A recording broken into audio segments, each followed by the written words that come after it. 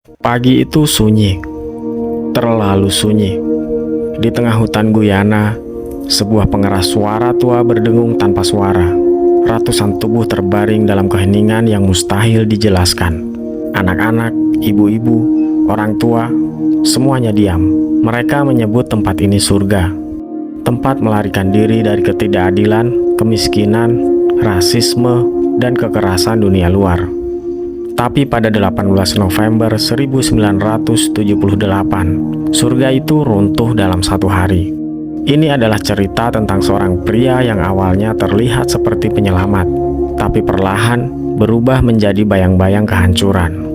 Cerita tentang 918 jiwa dan satu komunitas yang dibangun di atas harapan, lalu dihancurkan oleh ketakutan. Jim Jones lahir dalam kemiskinan, anak kurus dari Indiana, tumbuh dalam rumah yang rapuh, jauh dari kehangatan keluarga. Ia menghabiskan waktu sendirian, mengamati, mendengarkan, meniru. Ia memperhatikan para pendeta, cara mereka berbicara, cara jemaat menunduk, menangis, dan mengiyakan setiap kata. Dari kecil, Jones mempelajari satu hal, kekuasaan bukan soal kekuatan, tapi soal pengaruh. Ia memulai dari gereja kecil. Pelan-pelan, ia membangun citra sebagai pendeta progresif, anti rasisme, pembela kaum tertindas. Di saat banyak gereja menutup pintu bagi kaum minoritas, Jones justru membukanya lebar-lebar. Masyarakat mulai melihatnya sebagai cahaya di tengah diskriminasi. Tapi di dalam dirinya ada kebutuhan yang tumbuh lebih cepat daripada pujian yang ia terima. Ia ingin dikagumi, dipercaya, dipatuhi, tanpa syarat. Pada tahun 1960-an, People's Temple meledak popularitasnya. Jones membangun klinik gratis, dapur umum, rumah singgah, dan program rehabilitas yang membantu ribuan orang. Media memujinya, politisi memeluknya. Bagi banyak warga kulit hitam, single mother, veteran miskin, dan orang-orang yang kehilangan arah, People's Temple bukan sekedar gereja. Ini keluarga baru, rumah yang mereka cari bertahun-tahun. Namun di balik keramaian kebaktian, ada pola yang mulai terlihat. Jones memaksa jemaat menyerahkan tabungan, harta benda, dan akta rumah. Ia meminta mereka memutus hubungan dengan keluarga yang tidak setuju. Dan pelan-pelan dunia luar menjadi musuh. Semakin banyak orang luar memujanya, semakin runtuh batas normal Jones. Ia mulai mengklaim dirinya wakil Tuhan, suara keadilan, dan ayah bagi semua jiwa. Kepercayaan berubah menjadi ketergantungan, ketergantungan berubah menjadi ketakutan, dan People's Temple pelan-pelan bergeser dari gereja menjadi kultus. Laporan-laporan aneh mulai muncul. Jemaat dipaksa bekerja tanpa istirahat. Anak-anak dipisahkan dari orang tuanya. Disiplin keras diberlakukan. Hukuman fisik, pengusiran, penghinaan di depan umum. Jones menyiarkan pidatonya setiap malam. Pidato panjang yang memadukan politik, agama, ketakutan, dan janji keselamatan. Ia menyebut dunia luar sebagai konspirasi yang berusaha menghancurkan komunitasnya. Setiap kritik dianggap ancaman. Setiap orang yang ingin keluar disebut pengkhianat. Ketika seorang jemaat kabur, Jones mengatakan pemerintah akan datang menangkap semua orang. Ketakutan membuat mereka bertahan. Ketergantungan membuat mereka percaya. Dan pada titik itu, Jones menyadari bahwa ia bisa memerintah tanpa batas. Ketika investigasi mulai menekan People's Temple, Jones mengambil keputusan ekstrim. Melarikan semua pengikutnya keluar dari Amerika.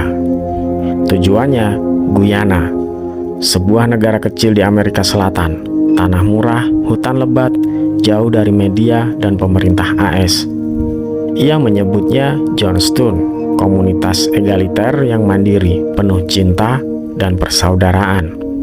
Ratusan orang pergi, ada yang menjual semua harta, ada yang membawa anak-anak tanpa izin, ada yang percaya mereka akan memulai hidup baru.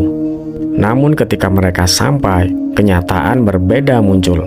Tanah keras, iklim berat, pertanian gagal, Barak sempit menampung puluhan orang, makanan sedikit. Jonas makin jarang keluar, kesehatannya menurun. Ia banyak mengonsumsi obat penenang. Tapi saat ia berbicara, suara itu tetap menjadi hukum.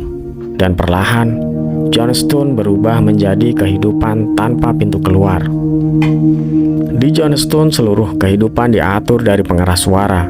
Jonas berbicara sepanjang hari tentang musuh, CIA, rasisme, perang yang akan datang.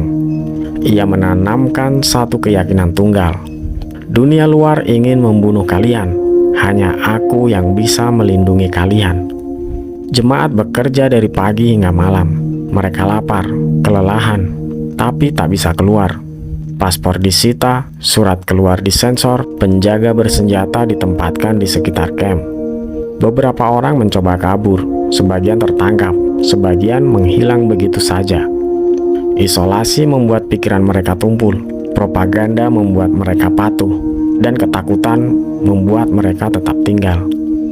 Pada November 1978, tekanan dari keluarga korban membuat seorang anggota Kongres, Leo Ryan, memutuskan untuk datang langsung ke Johnstone.